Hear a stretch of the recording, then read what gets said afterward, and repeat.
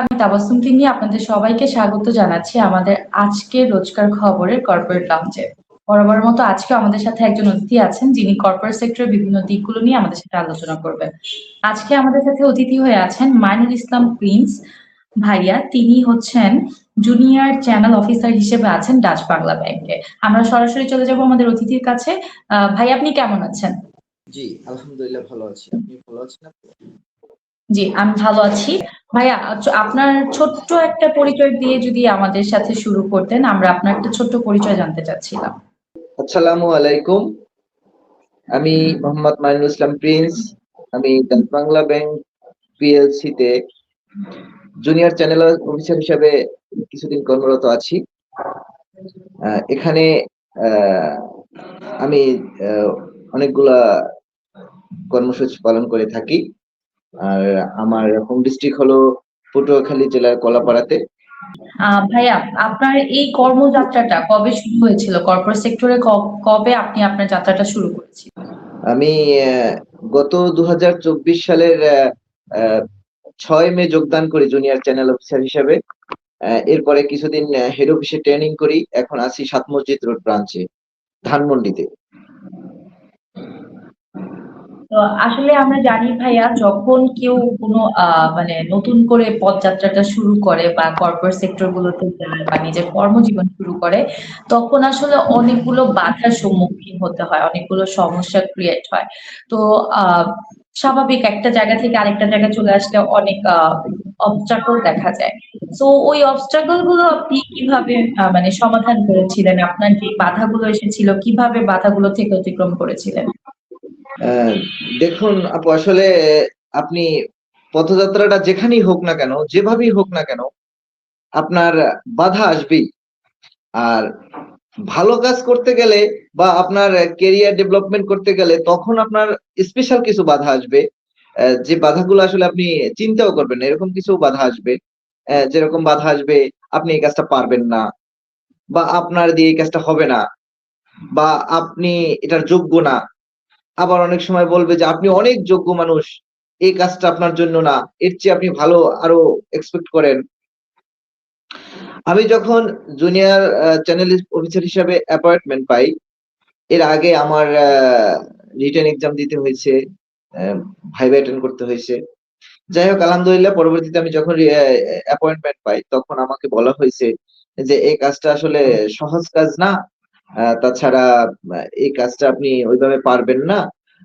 এরকম অনেকেই আমার যারা বন্ধু মহল আছে বা আমার শুভাকাঙ্ক্ষী আছে বা আমার যারা কাছের মানুষ আছে, তারা আমাকে বলেছে, বা এখানে কেরিয়ার টাকে অত আপনি ডেভেলপমেন্ট করতে পারবেন না। তো আমি এরপরে আরো কয়েকজন দক্ষ ব্যক্তির সাথে আলাপ আলোচনা করি। ইভেন ডাচ বাংলা ব্যাংকের কয়েকজন কর্পোরেট অফিসারের সাথে আলাপ করি। তখন তারা আমাকে অভয় দেয় যে না, আপনি আসুন, আপনি এখান থেকে শুরু করলে আরো অনেক দূর যেতে পারবেন। তবে অবশ্যই আপনার সেই সদিচ্ছা এবং ধৈর্য থাকতে হবে। এরপরে আমি তারপরেও প্রায় 1 মাস মানে করি যে অপেক্ষা করি আসলে যোগদান করব কি করব না। এর আগে আমি দীর্ঘদিন ব্র্যাক ব্যাংকে ছিলাম। আহ, তারপরে অবশেষে আমি 6 মে 2024-এ যোগদান করি। যোগদান করার পরে হেড অফিসে দীর্ঘদিন ছিলাম। এরপরে আমাদের ট্রেনিং সেন্টারে, সেখানে আমরা অনেকদিন ট্রেনিং করলাম। ট্রেনিং করার পরে পুরানো বিষয়গুলোই ট্রেনিং করার পরে আমি এখানে যোগদান করলাম। জি, আলহামদুলিল্লাহ আমি এখন আমার মনে হয় যে না, আমি আসলে কাজটা ভালো, বা এখানে আমি ভালো কেরিয়ার করতে পারবো।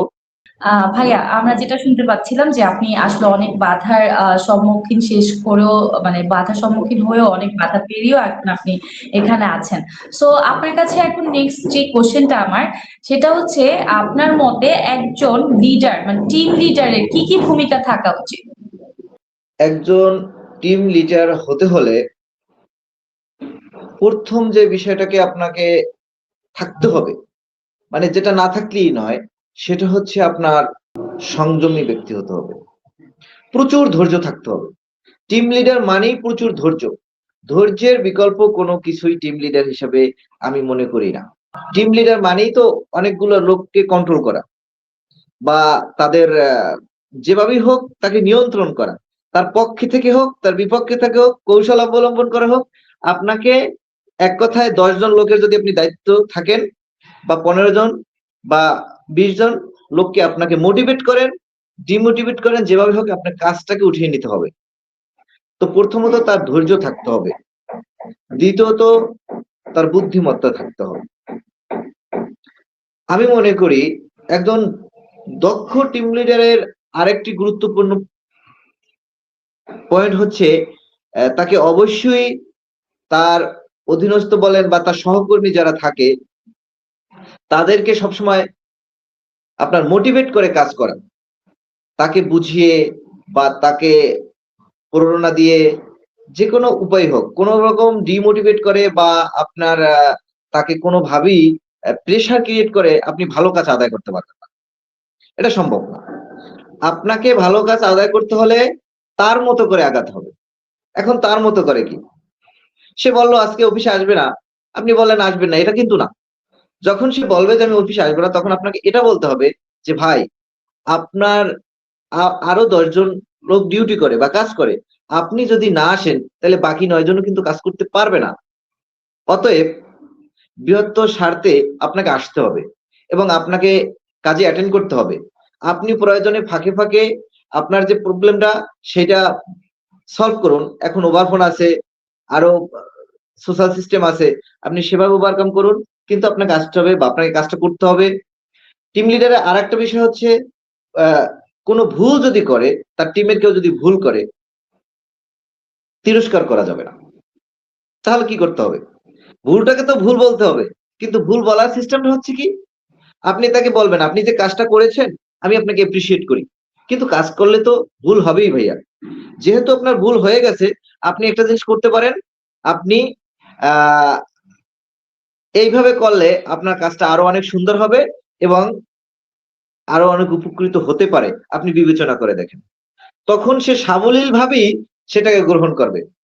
আর যদি আপনি বলেন কি কাজ করেছেন, এই কাজটা হয় না, আপনি তো কাজ পারেন না, আপনি এরপরে তারে 10টা ভালো কথা বললেও আপনার কথা আর সে নিতে পারবে না, কারণ আপনি তাকে তিরস্কার করে ফেলছেন, অযোগ্য বলে ফেলছেন। আর একটা কথা হচ্ছে টিম লিডার হতে হবে বন্ধুর মতো, প্রশাসক হতে হবে বন্ধুর মতো।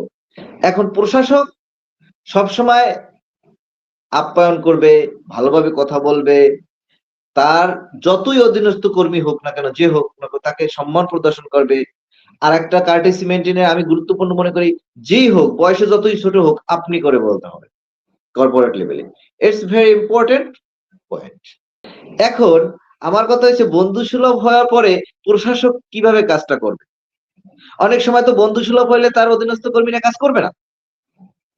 এক্ষেত্রে তার বক্তব্য একটাই থাকবে, আমি যতই বন্ধু হই না কেন, আমি যতই আপনার কাছের হই না কেন, আমার কাজ নিয়ে আমি আপনার সাথে ছাড় দিতে পারবো না, এটা আমার পক্ষে সম্ভব না। আমাকে দিন শেষে কাজ আপনাকে বুঝাই দিতেই হবে। যেভাবে দেন, আপনি নিজে করে দেন, আপনি কারো সহযোগিতা নিয়ে দেন, আমার কোনো সহযোগিতা লাগলে আমি আপনাকে অবশ্যই দিতে বাধ্য, কিন্তু কাজ আপনাকে দিতে হবে। কাজ দেওয়ার পর আপনি আধা ঘন্টা সময় নেবেন, আমি আপনাকে অবশ্যই সময় দিব এবং আমি সেটা দিতে বাধ্য। তখন সে কিন্তু আরো প্রফুল্ল হয়ে কাজ করবে। যখন 8 ঘন্টার কাজ সে 7.5 ঘন্টায় সেরে ফেলবে, আধা ঘন্টা ছুটি পাওয়ার আশায় সে ওটা ভালোভাবে করার চেষ্টা করবে, ভুল না করার চেষ্টা করবে। চেষ্টা করবে যে আমার সিনিয়র বা আমার টিম লিডার বা আমার নেতা আমাকে তো খুব সম্মান করেই করে, আমি নেতার বা আমি টিম লিডারের লজ্জায় ফেলতে পারবো না, বা কথার বাইরে যেতে পারবো না আরকি। তার কথার বাইরে যেতে কমান্ডের বাইরে যেতে পারবো না। জি। জি, জি, জি। এক কথায় তাকে মানে কথার মধ্যে আটকে রাখা। এই বিষয়গুলোকে বেশি বেশি গুরুত্বপূর্ণ বলে আমি মনে করি। ভাইয়া এখন আপনার কাছে আমরা যেটা জানতে চাইবো সেটা হচ্ছে যেহেতু আপনি ব্যাংকিং সেক্টরে আছেন অনেক বছর যাবত, আমরা যেটা আপনার কাছে জানতে চাচ্ছিলাম যে ব্যাংকিং সেক্টরে তো আসলে অনেকগুলো চাপ থাকে, ইয়ার এন্ডিং এ অনেক বেশি প্রেশার থাকে। সো এই প্রেশার গুলো আপনারা কিভাবে কাটিয়ে ওঠেন? অনেক সময় তো আপনারা অনেক বেশি ডিমোটিভেটেড হয়ে যান, অনেক ডিপ্রেশনে চলে যান। সো ওইগুলো আবার কিভাবে ওভারকাম করেন? দেখুন, ব্যাংকিং সেক্টরটা এমন একটা সেক্টর, এখানে সেবা দিতে হয় এবং সে সেবাটা গ্রাহকের সামনে থেকে দিতে হয়।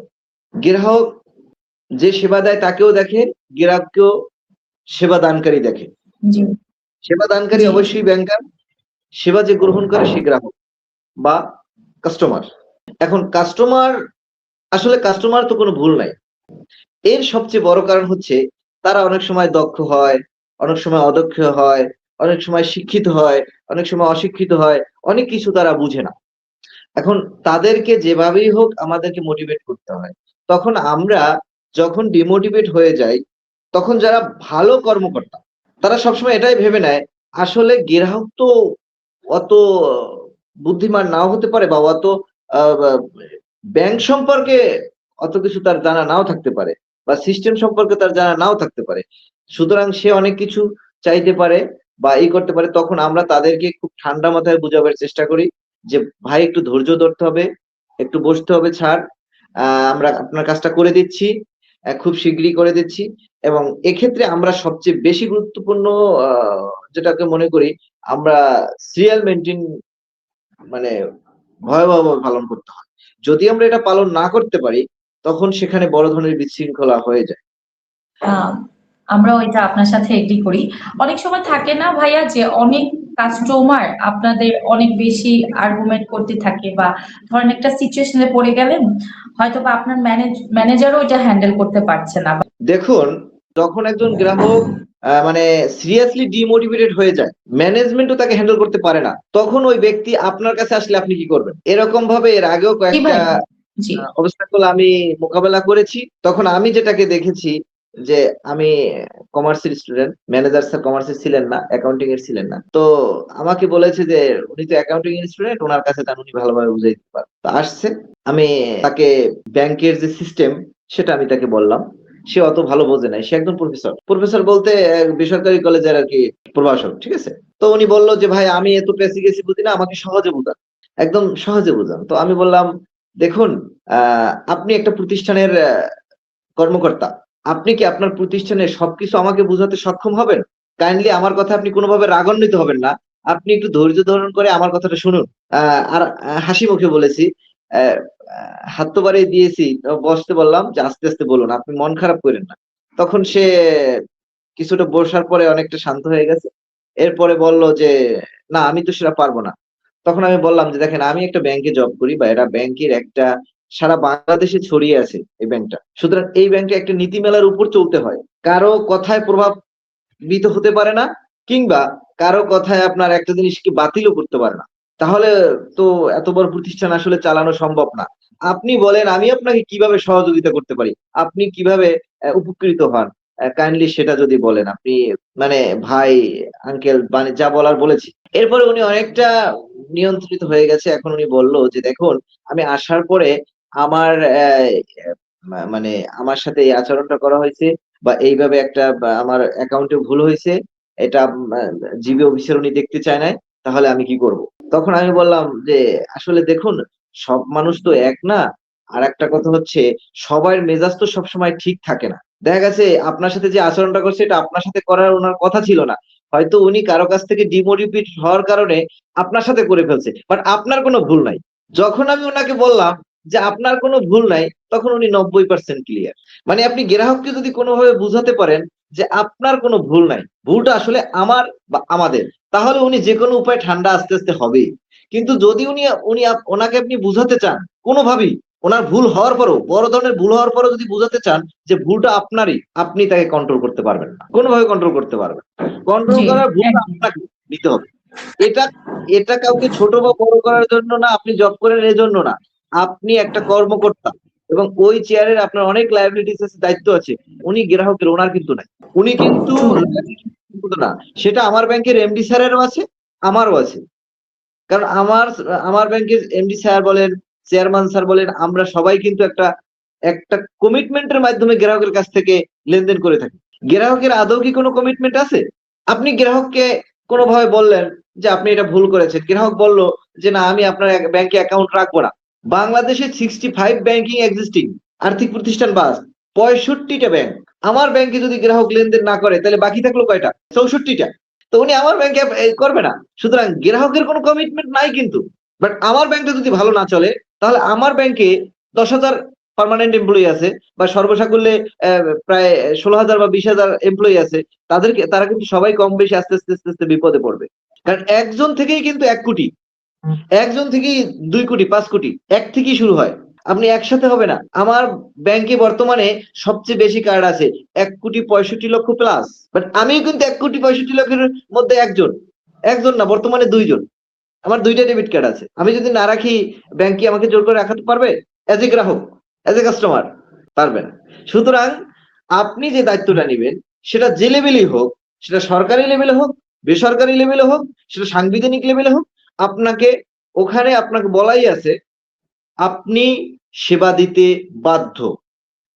এখন আপনি একটা কোশ্চেনে আসবেন যে আমি ব্যাংকে সারাদিন বসে থাকি, আমাকে স্যালারি দেয় 50,000 টাকা, ম্যানেজার স্যার দুপুরের সময় আসে বিকেলে চলে যায়, তাকে বেতন দেয় 4 লক্ষ টাকা, আমি কেন এত কাজ করব? এটা কিন্তু গুরুত্বপূর্ণ পয়েন্ট।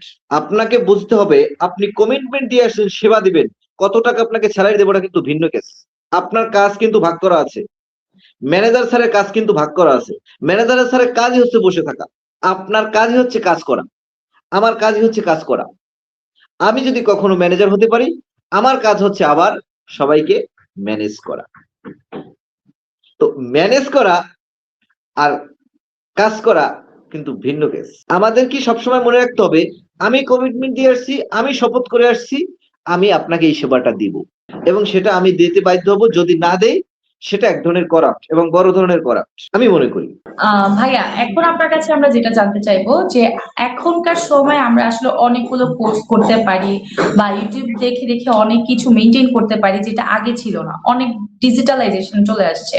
সো আপনি এই ব্যাপারটা, আগের সময়কার কাজ আর এখনকার সময় কাজে আমরা যেই ইনপুটটা দিতে পারি বা যেই ডিজিটালাইজেশন গুলো আমরা ইউজ করছি, লাইক চ্যাট জিপিটি, জেমিনি, এগুলোকে আপনি কিভাবে দেখছেন? আমি সবসময় বাস্তববাদী একজন মানুষ, আমার কথা অনেকের সাথে সব মিলে নাও যাইতে পারে বা আমি ভুলও থাকতে পারি। আমার কথাগুলোকে আসলে ক্ষমা দৃষ্টিতে দেখবে। প্রত্যেকটা জিনিসেরই 2টা সাইড আছে বা প্রত্যেকটা কাজেরই 2টা সাইড আছে, ভালো এবং খারাপ। আমি একটু বিস্তারিত আলোচনা করি যদি কিছু না মনে করেন। একজন চোর চুরি করে ধরা পড়লো, যার জিনিস চুরি করলো তাকে ফেরত দিয়ে দিলেন, চোরকে আপনি পানিশমেন্ট দিলেন। 2টা পক্ষ, একটা পক্ষ কি ক্ষতিগ্রস্ত হয় নাই? একটা পক্ষ কিন্তু ক্ষতিগ্রস্ত হয়েছে। সবটা জিনিসই একটা পক্ষ ক্ষতিগ্রস্ত হবে, একটা পক্ষ উপকৃত হবে। আপনি যতই লিগ্যাল আইন ফলো করেন না কেন, এখন হইতে পারে সেটা দূষিত মানে দোষী সাব্যস্ত হয়েছে, অনেক সময় নির্দোষ ব্যক্তি দোষী সাব্যস্ত হয়। তো আপনি বর্তমান যে সোশ্যাল মিডিয়া বলেন, সেখানে আপনি যে পয়েন্ট গুলো বলছেন, গুগল, চ্যাট জিপিটি, এগুলো হচ্ছে আমাদের জন্য উপকারী। আমি উপকারটাই আগে বলবো, কারণ আপনি এমার্জেন্সি একটা জিনিস, মানে একটা কথা দরকার বা একটা জিনিস জানা দরকার বা একটা জিনিসের একটা কথার অ্যানালাইসিস দরকার বা একটা বিষয়ের অ্যানালাইসিস দরকার, তখন আপনি কি করবেন? আপনি কিন্তু আপনার স্মার্টফোনের মাধ্যমে খুব সহজেই বের করে আপনি মানে একটা সমাধান পাচ্ছেন, ইমিডিয়েট একটা সমাধান পাচ্ছেন। সেটা 100% না হলেও অন্তত 90 বা 80% আপনি সমাধান পাচ্ছেন। কিন্তু এতে করে কি হলো জানেন? যেটা ভয়াবহতা, আপনি মাথায় তেমন কিছু রাখতে চাচ্ছেন না। আপনি মনে করছেন সবকিছুই তো আছে আমার স্মার্টফোনে বা সবকিছুই আছে চ্যাট জিপিটিতে, আমি এত গুরুত্ব সহকারে দেখার কিছু নাই। আমাদের এই জেনজি তে যারা আছে বা এখন আরো ইয়াং জেনারেশন যারা আছে, যাদের জন্ম 2000 এর পর বা 2010 সালের পর, তারা অনেক বেশি সোশ্যাল মিডিয়ায় আসক্ত, বিশেষ করে আমরাও। তবে এর করে হচ্ছে গবেষণা দিনে দিনে কমে যাচ্ছে। গবেষণা যদি কমে যায় তাহলে তো আপনি নতুন কিছু পাচ্ছেন না। আর আপনি এই মস্তিষ্কের খাদ্য কি? আমার খাদ্য কি? খাবার, ভাত, মাছ বা অন্যান্য কিছু, ঠিক না? বিভিন্ন ফল। কিন্তু মস্তিষ্কের খাবার কি? মস্তিষ্কের কিন্তু খাবার আছে। কি খাবার? এই যে অ্যানালাইসিস, গবেষণা, কথাবার্তা, পড়াশোনা, এটা কিন্তু মস্তিষ্কের খাবার। আপনি একটানা 5 দিন একা থাকবেন, নট অনলি কারোর সাথে কথা বলবেন না। আপনার মনে হবে আপনি খুব ভয়াবহ একটা সময় পার করছেন। তার মানে কি দাঁড়ালো? মস্তিষ্ক আপনাকে আঁকড়াই ধরছে। আর যখন আপনি মস্তিষ্ককে কথা বলতে দিচ্ছেন, আপনি বিভিন্ন মানুষের সাথে সময় নষ্ট করতে ভাইয়া সরি টু ইন্টারাপ্ট, আমাদের আসলে সময় একদমই শেষের দিকে। সো আমরা আসলে আপনার কথা থেকে যেটা মানে বুঝতে পারলাম আমরা যে যেকোনো জিনিসেরই খারাপ দিক ভালো দিক আছে, বাট আপনি ওটা কিভাবে ইউজ করবেন এটা ডিপেন্ড করে আপনার উপরে। এবং আমাদের কাজের জন্য এখন আমরা যে জিনিসগুলো আপনাকে উল্লেখ করে বললাম এগুলো আসলে অবশ্যই আমাদের দরকার আছে, যেগুলো আমাদের টাইম ম্যানেজমেন্ট আরো সহজ করে দিয়েছে, আমাদের কাজের জায়গাগুলো আরো বেশি স্কিল ডেভেলপমেন্ট করার একটা জায়গা দিয়েছে। So is a very appreciated আর is a very essential for us. So এটা আমাদের লাগবেই। আর যদি আমরা ওটাকে খারাপ নেগেটিভ দিকে ভাবি তাহলে এটা আসলে ডিপেন্ড করে টোটালি আপনিও ওটাকে কিভাবে চালাচ্ছেন, রাইট? অ্যাবসলিউটলি ভাইয়া এখন আমি লাস্ট আপনার থেকে যেটা জানতে চাইবো, যারা ব্যাংকিং সেক্টরে নতুন আসতে চাচ্ছে তাদের জন্য আপনার কি পরামর্শ থাকবে? ব্যাংকিং সেক্টরে যদি কেউ আসতে চায় বা মানে ব্যাংকিং ক্যারিয়ার গঠন করতে চায়, আমাদের সমাজে সবচেয়ে বড় একটা সমস্যা হচ্ছে সব বিষয় নিয়ে আমরা অ্যানালিসিস করতে চাই। আসলে একটা মানুষের পক্ষে না সব বিষয় নিয়ে আপনি কাজ করতে পারবেন না, সম্ভব না। এটা সৃষ্টিকর্তা, সব বিষয় নিয়ে কাজ করার ক্ষমতা সৃষ্টিকর্তা। আমাকে যে কোনো একটা বিষয়কে বেছে নিতে হবে। তো কেউ যদি ব্যাংকিং সেক্টরে আসে তাহলে ব্যাংকিং সেক্টরে মনোনিবেশ করতে হবে ভালোভাবে।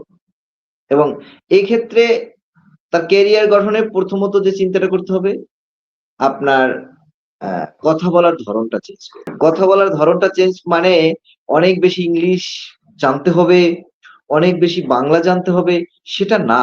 গ্রাহককে প্রথম কাজই হচ্ছে যেটা, গ্রাহককে অথবা আমার ব্যাংকের ভিতরে গ্রাহক আছে না, আমার এমপ্লয়ি গ্রাহক আছে না, তারাও এক একটা সময় গ্রাহক হয়ে যায়। যেমন আমি আমার একটা কিছু জানতে আমি যাইতে পারি আমার ব্যাংকে, অন্য ব্যাংকেও যাইতে পারি।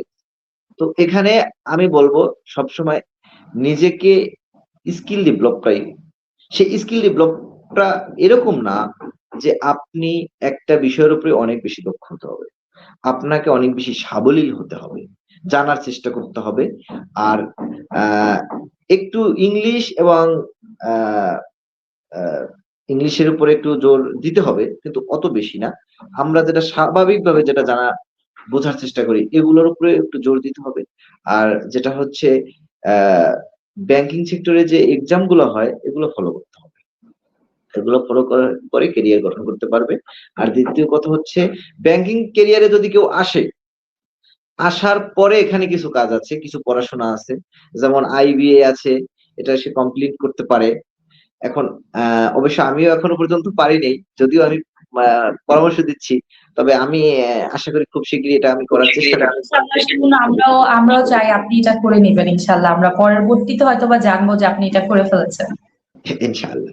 সো ভাইয়া আপনার মূল্যবান সময় থেকে আমাদেরকে এসে সময় দেওয়ার জন্য আপনাকে অনেক বেশি ধন্যবাদ। ইভেন আমাদের দর্শক আজকে কিছু ত্রুটি ছিল, আমাদের সামনে ইকো ছিল বা ইন্টারনেট একটু প্রবলেম ছিল, সো এটার জন্য আমরা আপনাদের কাছে একটু ক্ষমা চেয়ে নিচ্ছি। অবশ্য আমরা সামনে হয়তো ভাইয়াকে আরো পাবো আমাদের প্রোগ্রাম গুলোতে। সো ভাইয়া আপনি অনেক বেশি ভালো থাকবেন এবং আপনার সাফল্যর ঝুড়ি আরো বেশি প্রাপ্তি দিয়ে ভরে যাক, এই শুভকামনায় আজকে আমরা আপনার সাথে এই আড্ডাটা শেষ করতে হচ্ছে আমাদের। সো নেক্সট ডে আমরা আরো অনেক বেশি গল্প করব, আরো অনেক প্রোগ্রামে আপনাকে পাবো এই আশা ব্যক্ত করে আজকে শেষ করছি। ভালো থাকবেন আপনি, ধন্যবাদ। ধন্যবাদ। দর্শক, প্রতি সপ্তাহে আমরা এমন কিছু ব্যক্তিত্ব নিয়ে হাজির হয়ে যাব রোজকার খবরের কর্পোরেট লাউঞ্জে। সেই পর্যন্ত ভালো থাকবেন, সুস্থ থাকবেন, আল্লাহ হাফেজ।